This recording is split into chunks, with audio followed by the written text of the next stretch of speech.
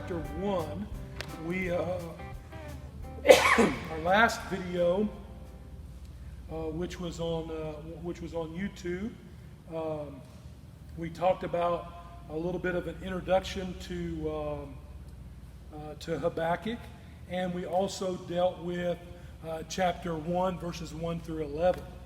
And just to kind of give a brief recap, so that we can, because it's been 3 weeks since we had that lesson. We had business meeting, and then Aaron was here last week. Just to give you a quick recap, Habakkuk is unusual because rather than normally what we find in the prophets are God's oracles being given to the people, and it's God complaining about the people and pointing out to the people that they haven't kept the covenant. But in Habakkuk, it's the other way around. Habakkuk is complaining to God that God doesn't seem to be keeping his covenant with his people. Usually the prophet brings an accusation from God to the people, but Habakkuk is bringing an accusation against God and against his character. And the structure, it's only 3 chapters, so the structure is real simple and straightforward. You have a question or an accusation from Habakkuk, and then you have the Lord's response to Habakkuk, and then that's repeated once. Another question or challenge to God's covenantal character is brought up. God responds again, and then that's chapters 1 and 2, and then in chapter 3. There's a psalm or a prayer of Habakkuk that kind of brings all of the letter together. The main theme is that basically Habakkuk's complaint is God has promised in the covenants to punish the unrighteous. But Habakkuk says, Lord, I'm watching the unrighteous run around here willy-nilly without any thought about or fear of you at all. And you're not doing anything about it. So his first complaint there in chapter 1 is that there are people, this is in verses 1 through 11, Habakkuk's first complaint is the Lord is not keeping the covenant because he's leaving the people the wealthy elite of Judah, unpunished, who, because they're oppressing the least, the last, and the lost, if you will, the less fortunate in the country of Judah, and God's not doing anything about it. Well, God responds, "Oh yeah, I actually am doing something about that. In fact, I'm preparing the Babylonians, even as we speak, to come and punish the unrighteous of Judah." So God says, I'm not slack. I haven't forgotten the covenant. I'm working on it. I'm doing it in my time, not your time. And so just kind of chill out. Well, when Habakkuk hears that God is going to use the Babylonians to punish the Judeans, Habakkuk has a second complaint. And it's basically, how in the world can you use the Babylonians to punish us? They're more unrighteous than the unrighteous of Judea. What's up with that? And then the Lord responds. So let's pick up now and let's read in chapter 1, starting in verse 12. And we're going to go down through the end of the chapter. And verse 1 of chapter 2 is also part of the complaint, but we'll kind of deal with that as a separate little subsection when we get there. Let's focus on 12 through 17 right now. So Habakkuk 1, verse 12. Are you not from everlasting, O Lord my God, my Holy One? We shall not die. O Lord, you have ordained them as a judgment, and you, O rock, have established them for reproof. You, who are of pure eyes than to see evil, and cannot look at wrong, why do you idly look at traitors and remain silent when the wicked swallows up the man more righteous than he? You make mankind like the fish of the sea, like crawling things that have no ruler. but he brings all of them up with a hook. He drags them out with his net. He gathers them in his dragnet. So he rejoices and is glad. Therefore, he sacrifices to his net and makes offerings to his dragnet. For by them he lives in luxury, and his food is rich. Is he then to keep on emptying his net and mercilessly killing nations forever? This is the word of the Lord. Now, one of the things I want you to notice there, excuse me, I've got a tickle running here. One of the things I want you to notice is when Habakkuk says he, like he does it in verse 15, he, and then following this, he talks about his net and his dragnet, and that third person that Habakkuk is referring to is Babylon, right? And basically, Habakkuk says, your punishment's too great. I want the wicked of Judah punished, but to punish them with the Babylonians, I think Habakkuk's thinking, God, you've gone off your rocker. That's not good at all. The kind of a comparison that we might think of is you've got a kid that is sincerely bullying people on the playground, and you're going to fix the problem by putting him in a maximum security penitentiary. He doesn't belong there. That's ludicrous. No one would think that was fair. Habakkuk was shocked. He says,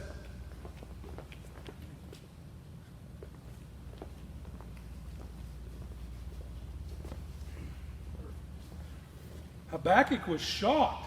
How could the good Lord use the Babylonians, who everybody knows are filthy, unrighteous, ungodly, idolaters? How could he use them to do righteous work, to punish the Judeans? I look at especially at the end of verse 13. Let's just redo verse 13 altogether. You who are of pure eyes than to see evil, and cannot look at wrong. Even though I've had a hard time reading that line both times, he's saying, God, you're so holy, you can't even look at evil. That's how holy you are. You won't even look at what's wrong. Then he comes with his question. Why do you idly look at traitors and remain silent when the wicked swallows up the man more righteous than he? Lord, that's no way to fix the unrighteousness of the Judean. They're more unrighteousness. It's as if Habakkuk is saying to the Lord, two wrongs don't make a right, especially when one of them's the Babylonian. 50 wrongs, Lord, doesn't make a right, is almost the idea. And then, as if, I don't think Habakkuk is being facetious here at all. I think Habakkuk's just being clean out, honest, and straightforward with the Lord. He tells the Lord in verses 14 and 15, he says, especially verse 14, he says, you're a good, gracious creator. You made everything. You made mankind like the fish of the sea and like crawling things that have no ruler. God, you're good. You're a multiplier. You're a builder. You're a blesser. You want things to get better and better and better. You're a producer. You are bringing about flourishing. You're bringing about prosperity. That's what you're all about, God. But they are not like that. You're a creator. They're a destroyer of your creation. Look at what he says about them. He, verse 15, that's that first use of that he, where it's talking about the Babylonians there. He brings all of them up with a hook. He's kind of continuing that idea about fish and maybe crabs, the creeping things that are under the water. He brings them up with a hook. He drags them out with his net. He gathers them with his dragnet. And when he realizes all of the destruction that he's wrought and everything that he's done, then he's happy. He laughs at that. And then, does he give praise to you, Lord, because you blessed him with all of this richness and abundance? Does he thank you, Lord? No! He worships his nets. What's up with that? How does that work? He takes his nets, even it names a couple of different ones, and he makes them the object of his worship. How does that work? In verse 17, how can you continue to use pagans like this? Habakkuk seems to be saying. Is he then to keep on emptying his net and mercilessly killing nations forever? You go and let the Babylonians loose like that, God. They're already taking over everything. You let them do that, and you let them run amok on the Judeans. What is going to stop them? How will it go? So you can see, the kind of desperation, I think, on the part of Habakkuk. He can't believe what the Lord is doing here. The correction to unrighteousness seems to be more unrighteous than the unrighteousness it's supposed to be correcting. Kind of like I mentioned a while ago about, they're not wearing masks. Well, we'll have to just take the water away from them then, because I don't have any other idea. That didn't fix the problem. That makes the problem worse. So we have kind of that going on. And now, I want to ask and maybe see if I know the recording won't be able to pick up all the voices, but have you ever kind of felt like that before? You've seen a situation where there seems to be an injustice or an unrighteousness, and you try to fix it, and the situation doesn't seem to fix it all. It just seems to get worse, doesn't it? And here, in this situation, Habakkuk takes it back to the feet of the Lord. Says, Lord, what are you thinking here? I know you're in control. I know you're the creator. I know you're sovereign. How does this make any sense at all? There is a huge sense of desperation in Habakkuk's voice. I can imagine, I can't really imagine, but I don't know how to describe it because it's so far removed from my thought, but to think about people who have been at war and see all the destruction, the disaster, and the death around them, and thinking, how's this going to make it better? But or maybe in other maybe other situations might be better illustrations than that. But that just sense of kind of hopelessness. Lord, if you're the good and righteous one, and you're going to let the unrighteous run like this, and then you're going to say that's discipline of the lesser unrighteous, how are you even holy?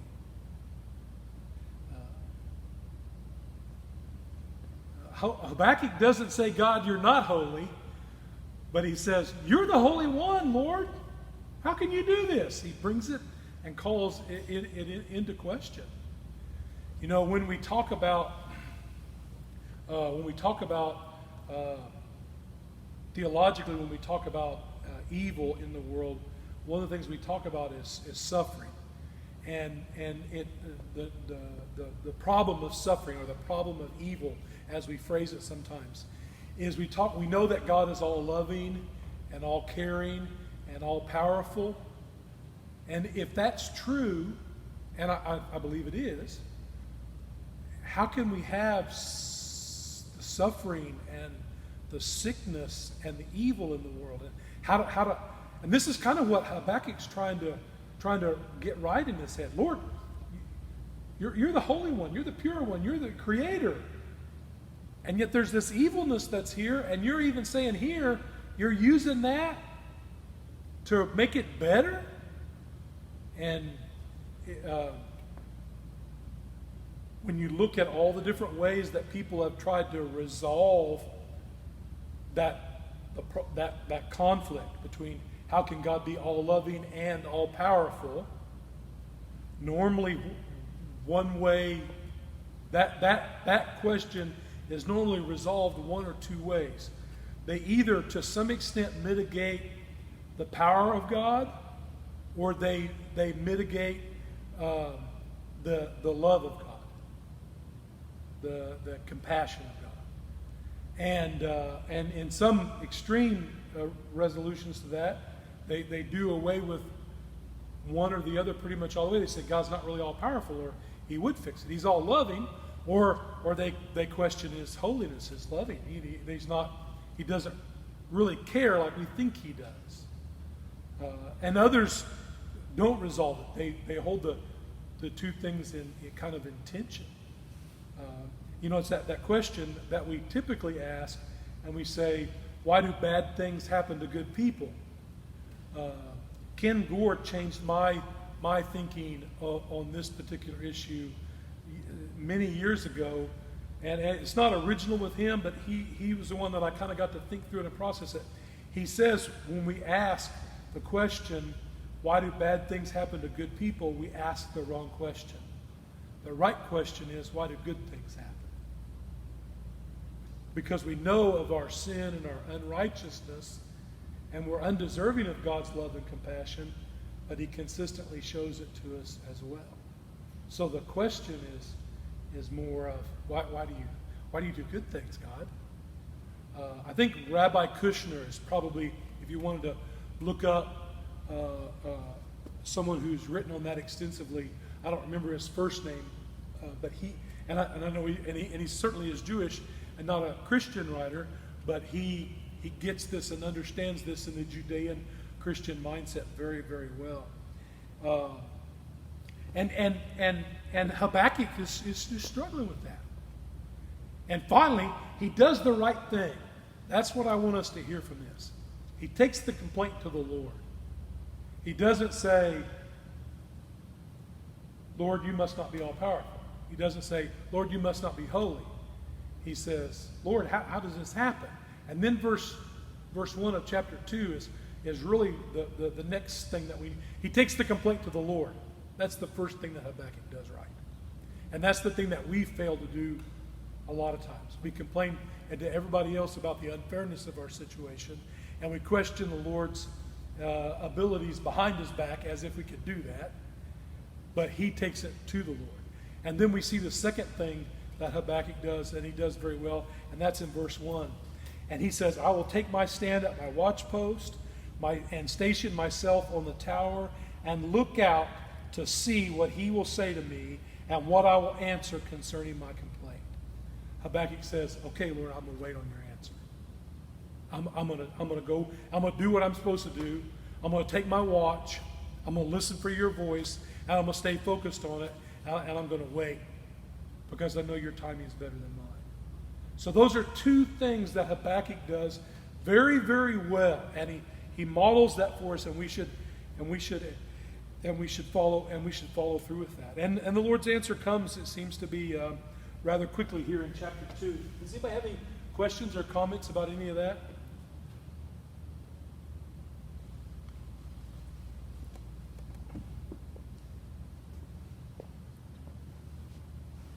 Okay, now the rest of chapter 2.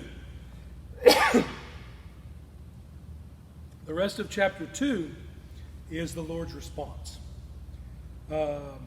He says in the middle, it starts in verse 2, and the Lord answered me, write the vision, make it plain on tablets, so that he may run who reads it.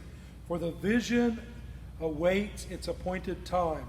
It hastens to the end, it will not lie. If it seems slow, wait for it. It will surely come, it will not delay. Behold, his soul is puffed up, but it is not upright within him.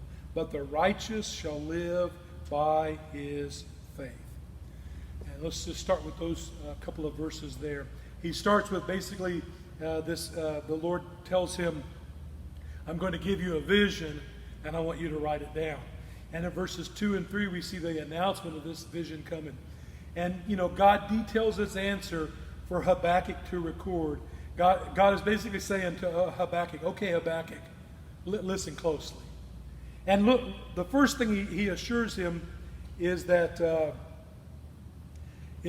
arrogance of the Babylonians is going to be dealt with. Look at verse 4. We always read that last part, the righteous shall live by faith, because, that's one of those famous passages that's picked up by the Apostle Paul in Romans, and it's also a core. That was one of the main verses in the Protestant Revolution that led and guided the formation of the Protestant Church, was that the just shall live, or the righteous shall live by faith. Paul is quoting from here and working on that. But we need to hear the first part of that. It says, "Behold, his soul is puffed up, and he is not upright within him." He's talking about the Babylonians again. He's arrogant. He's not upright. He's not in a good position. And he thinks he's in control. But the righteous know that's not true. The righteous continue to have faith in the Lord and know that he will bring the redemption and the deliverance and the judgment that he's promised. The righteous know the Lord will keep his covenant. And even when everything else seems to be chaos around them, they will put their trust and their hope in the Lord. And I'm going to tell you, that's not putting on rose-colored glasses or living. That living, the righteous living by faith is not easy. Sometimes there's a lot of long, sleepless nights when the righteous are living by faith. Sometimes there's a lot of anxiety and worry and difficulty and struggle. Sometimes there is offense and abuse on the righteous as they're trying to. That doesn't mean that it's a rose garden at all, or idealistic or pie in the sky. It's just it's a straight up biblical fact that we live by faith, and we have to. I love that. Then we can back up into verse 3 a little bit more. The little sentence before that, at the end of verse 3. If it seems slow, wait for it. It will surely come. It will not delay. And so he's reminding us and unpacking that. And then he goes on and talks in verse 5. Verse 4, especially that second part of verse 4, describes kind of the lifestyle of the righteous. Verse 5 describes the lifestyle of the unrighteous. Moreover, wine is a traitor, an arrogant man who is never at rest. His greed is as wide as Sheol. Like death, he has never enough. He gathers for himself all nations and collects all of his own peoples. So here he's talking about, I don't know that wine is probably an image here for the lust for power or the greed and the intoxicating effects that greed and the lust for power has over the individual. So he's, I'm not advocating becoming an alcoholic or a drunk, but I'm just saying that what he's saying here is the power and greed of the Babylonians is as addictive and is as disastrous as the abuse of wine can be. I think that's the point that he's trying to do. He gathers for himself all nations and collects as his own all peoples. In other words, he's not a servant of the Lord. He's not trying to. The other part of that is his greed is as wide as Sheol. Like death, he has never enough. Wow. All of that imagery is explaining the unsatiable appetite of evil. It's a consumer, not a producer. It goes back to God created all the fishes and all the living creatures, and he's got a hook and he's got a net, and he's just dragging them into death as fast as he can, and he's never satisfied. Who was that millionaire from the 19th century that said, they asked him how much money is enough, and he said a little bit more? I don't remember the name. I just remember I think it was Rockefeller, now that you mention it. But yeah, because that's the way that is.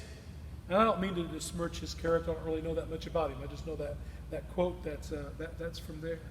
And then beginning in verse 6 and going through verse 19, we have a series of woes through which God taunts the Babylonians.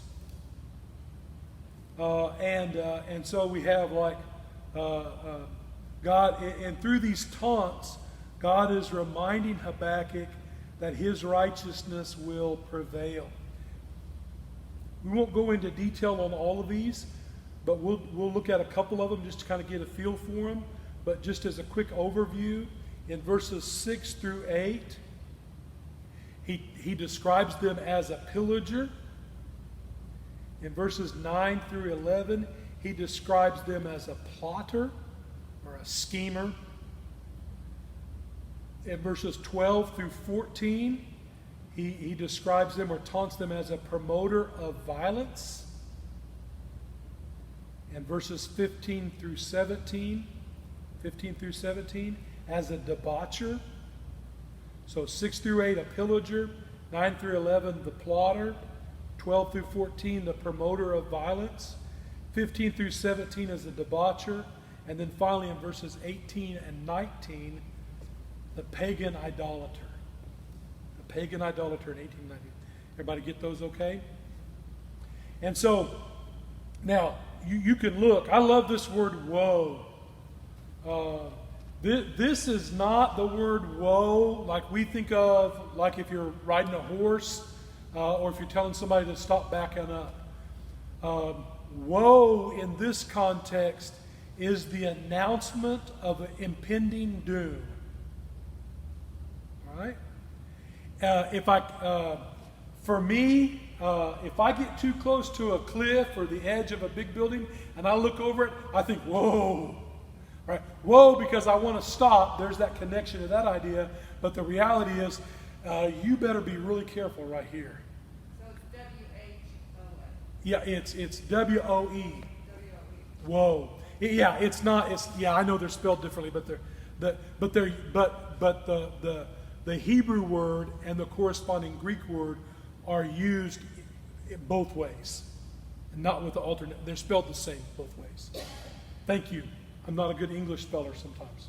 Yeah, it's W-O-E. It means warning or danger, which is the meaning of the word woe in English, right? So look here in verses 6 and 7, starting really in the second line there of 6. He says, "Woe to him who heaps up what is not his own. For how long? And loads himself with pledges. Will not your debtors suddenly arise, and those awake who will make you tremble? Then you will be spoiled for them, because you have plundered many nations, and the remnant of the people shall plunder you. For the blood of man and violence to the earth, to the cities and all who dwell in them." And basically, this is that idea of the pillager, and the woe basically is saying, woe to those who hoard ill-gotten gain. Another way, not euphemism, but another saying that we have is what? You live by the sword, you what? Die by the sword. All right? And then in verses 9 through 11, he talks about the plotter. And the idea here is, woe to those who shield themselves with ill-gotten gain. If you use what you have stolen from everybody to try to protect you, that's danger as well. Verses 12 through 14. Woe to those who use violence and sin. Verses 15 through 17. Woe to those who enslave others with wine. Woe to those who bring them into that same mentality and that same worldview that we talked about there back in verse 5. But now let's look at verse 18, because I want to go back to our fish and creeping things and hooks and nets and drag nets. Back here, verses 18 and 19. What profit is an idol when its maker has shaped it? A metal image, a teacher of lies. For its maker trusts in his own creation when he makes speechless idols. Woe to him who says to a wooden thing, awake, to a silent stone, arise. Can this teach? Behold, it is overlaid with gold and silver, and there is no breath at all in it. So, he's going back to that. There's that connection with earlier where he says, Lord, does he thank you for all the things he's able to catch with his hooks and his nets? No, he worships the nets. Now, the Lord in his response comes back to that, and he basically says this kind of idolatry is really, really dangerous. Now, I mentioned that just shall live by faith as being picked up by Paul in verse 4.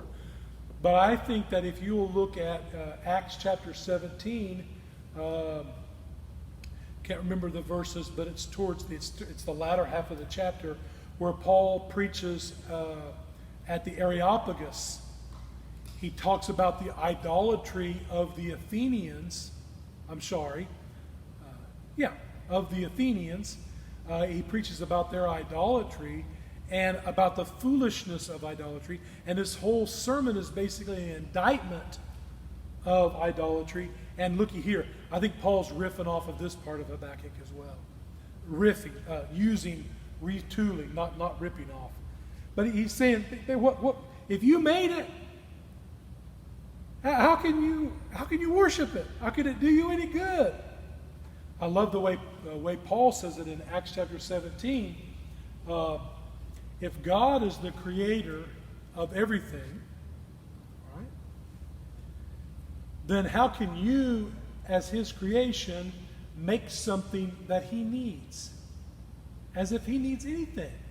Because if he can make you, why does he need you to make a temple? Why does he need you to make an idol? He made the universe. And you think you're going to come home from vacation Bible school with popsicle stick art and do something great for God? Your mom might like that, and that's great. Your grandma might like that, and that's great. But it's popsicle art. And and then you're going to worship that? This is kind of that language that Paul's using, and certainly what the Lord is saying to Habakkuk. End of verse 18. For its maker trusts in his own creation when he makes speechless idols.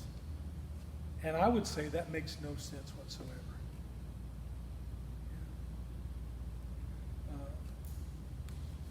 And then comes, get my notes back up here, and then comes a final refrain in verse 20. The Lord, this is the end of the Lord's response. And the Lord brings all of these 5 woes together. And he's talking about the destruction of all those and the judgment of all those who will do this. But look at what he says in verse 20. Because remember, Habakkuk is saying, Lord, I'm going to stand right here till you answer my question. How can you use the Babylonians? And the Lord begins to prophesy and give him a vision of his judgment on the Babylonians. And it ends with this, verse 20. But the Lord is in his holy temple. Let all the earth keep silent before him. God basically says to him, you remember I'm in control. I'm here. I'm in my temple. My timing's not yours. My ways are not yours, but I'm still in charge. And that's hard to hear sometimes. And it's hard to lean into sometimes. But we know it's true. And we can trust him to be in charge. And we don't need to.